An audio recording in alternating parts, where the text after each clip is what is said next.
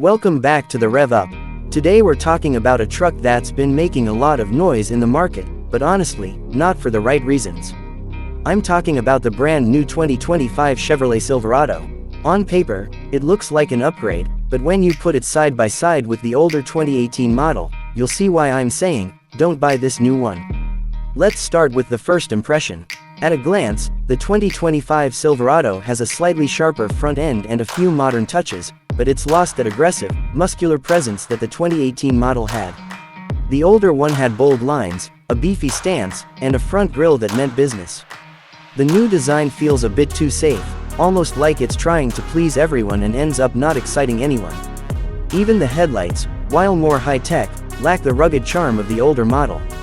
Moving inside, you do get some bigger screens and more tech in the 2025, but here's where things start to feel underwhelming.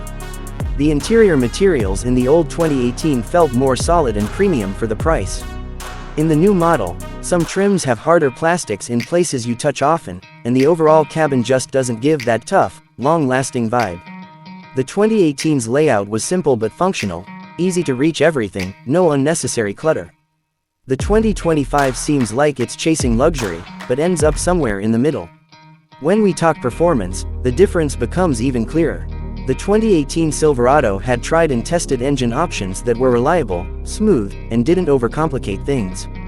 The 2025 has more tech under the hood, but also more to go wrong.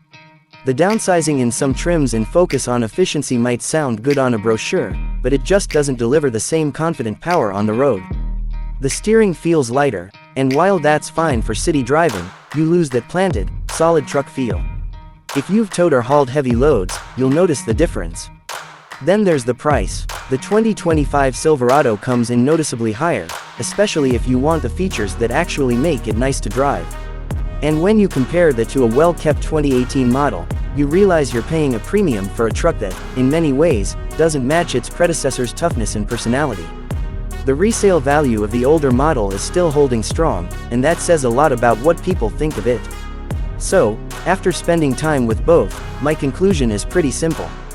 The 2025 Silverado isn't a bad truck, but when the 2018 model exists, with its bold design, better interior quality, dependable performance, and more affordable price, it just makes more sense. Sometimes, newer doesn't mean better. In this case, the 2018 Silverado is still the king, and I'd pick it over the new one any day.